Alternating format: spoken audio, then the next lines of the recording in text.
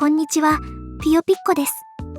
今日は私が普段から愛用している Amazon で買える手芸アイテムベスト5をご紹介したいと思います。どれも本当に使いやすくて、刺繍や縫い作りがもっと楽しく快適になるアイテムばかりです。そして今回 Amazon で以前から気になっていたとある撮影アイテムをついに導入したので、最後にそちらもご紹介します。第5位、清原さんの縫いクロスボア。滑らかでリッチな手触りの縫い作りには欠かせない定番生地ですね。この縫いクロスボアは縫いぐるみによく使われるソフトボアの一種で、毛足は約1ミリ。押し縫いなら肌や髪の表現にぴったりです。サイズは 70×30 センチ。縫い1体を作るのにちょうどいいサイズのカットクロスで販売されているので、必要な分だけ買えるのも嬉しいポイント。色展開もとっても豊富で、推しの肌や髪色にぴったりのものが見つかります。私がよく使っているのはこちらの桜ミルク。色白さんの肌にぴったりの人気カラーです。少し前までは縫いぐるみ用の生地って手芸屋さんにも置いてなくて手に入りにくかったんですよね。縫いクロスボアが発売されたことで Amazon でも気軽に買えるし、縫い作りがすごく身近になったと感じています。ちなみに髪の毛をふわふわに仕上げたいときは、毛足が少し長めの縫いクロス 5mm ボアもおすすめです。第4位、小西さんの裁縫上手。縫い作り、縫い服作りの救世主的アイテムです。このボンド、普通の手芸用ボンドとはちょっと格が違います。なんといっても一度接着すればめったなことでは剥がれない、とても強力な接着力。洗濯も OK。私の場合、縫い作りでは髪の毛パーツを貼り付けて固定するのによく使っていて、特に便利なのは縫い服作り。小さい縫い服って細かいところを縫うのが本当に大変なんですが、この裁縫上手なら縫い代を折って貼るだけで OK。 シンプルな縫い服ならこれだけで作ることもできるんです。そして意外な使い方としておすすめなのが、布と金属など異なる素材の接着ができること。例えば縫いにピアスをつけたりアクセサリーパーツを貼るときにも大活躍。普通の布用ボンドって布同士しか接着できないものも多いんですが、裁縫上手なら問題なし。縫い作りを始めてから鬼リピしている本当に頼れる一本です。第3位はクロバーのブラックバリ。刺繍が綺麗にできないって悩んでいませんか？もしかしたら針が原因かもしれません。このクロバーのブラックバリは表面が特殊加工されていて、布通りがめちゃくちゃいいんです。私はこのアップリケバリを主に刺繍用に愛用しています。すごく細い針なのですが、圧倒的に綺麗に刺繍できるのでお気に入り。パッケージは破棄してしまったのですが、アップリケ針より少し太いピーシング針もおすすめ。ピーシングバリは刺繍糸2本取りの時や手縫いで縫製する時によく使います。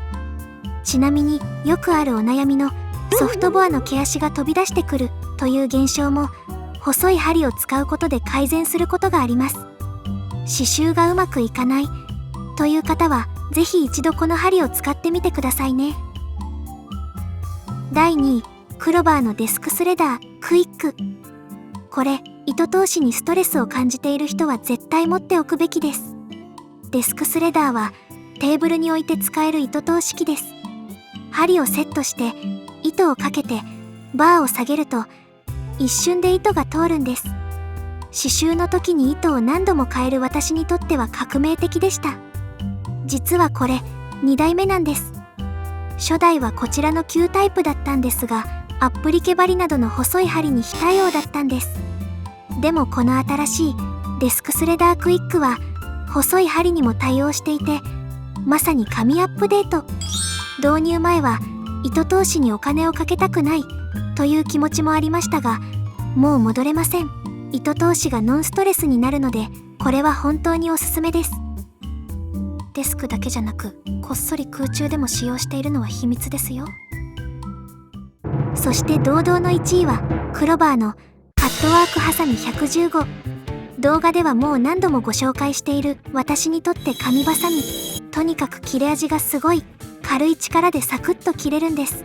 しかも刃先がとても細くてシャープなので、縫いの前髪や細かい小物のカット、パーツ調整にも最適。細かい曲線や隙間にもスッと入るから、作業が本当にストレスフリーになります。高いけど買って大正解。小さなパーツを切るのに便利。クロバーのハサミは信頼しかないといった声が多くて、手芸上級者からの信頼も厚い一本です。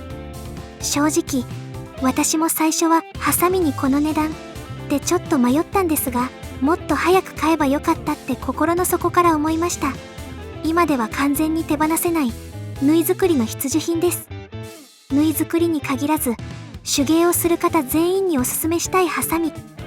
これ1本あるだけで作業効率も仕上がりのクオリティも格段に上がる気がします。ここまでのアイテム紹介で今までの動画になかったシーンがありませんでしたか？そう、念願のターンテーブル、しかもめちゃくちゃ綺麗なホワイトバッグ。ということで今回ずっと気になっていた撮影ボックスフォルディオ3をついに導入してみました。実は今まで縫いを撮影するときはこのダイソーのワイヤーネットに画用紙を貼っただけの超簡易的なブースを使っていました。正直あまりに簡素すぎてこれまでお見せしていませんでした。自然光に頼っていたので日中の晴れた時間にしか撮れず、夕方や夜は撮影できないのが大きなネックでした。しかも大きめの縫いを取ると画用紙からはみ出してしまってカメラの角度にも気を使うし、撮るたびに紙を付け足すのも大変。そんな悩みを解決すべく今回導入したのがこちらフォルディオです。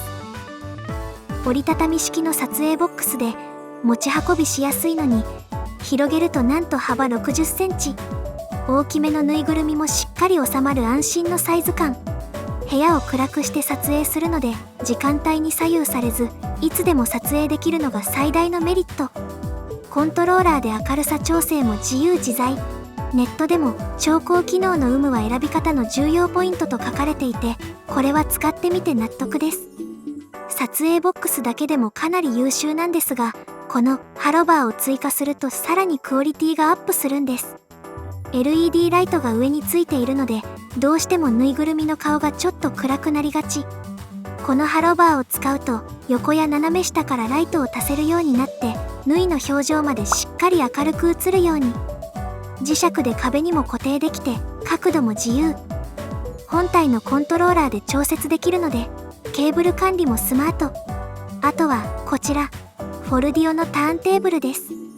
完成した縫いを360度見せたくて回転する台がずっと欲しかったんですよね。せっかくなので撮影ボックスと合わせて買ってみたら想像以上に優秀でした。スマホアプリで回転速度や角度を指定できるので縫いを触らずにいろんな角度から縫いを取れる。ターンテーブルにもライトがついていてテーブルの境界線も自然に消えるのも優秀すぎる。正直撮影ボックスの導入にずっと悩んでたけどこれは買ってよかったです。昼でも夜でも縫いの撮影がパッとできるようになって本当に快適。商品撮影に特化したアイテムなので特にぬいぐるみや縫い服を販売している方にはめちゃくちゃおすすめです。フリマ用の撮影にもガンガン使おうと思っています。いかがでしたでしょうか？今回ご紹介したアイテムは私の Amazon ストアフロントに掲載しています。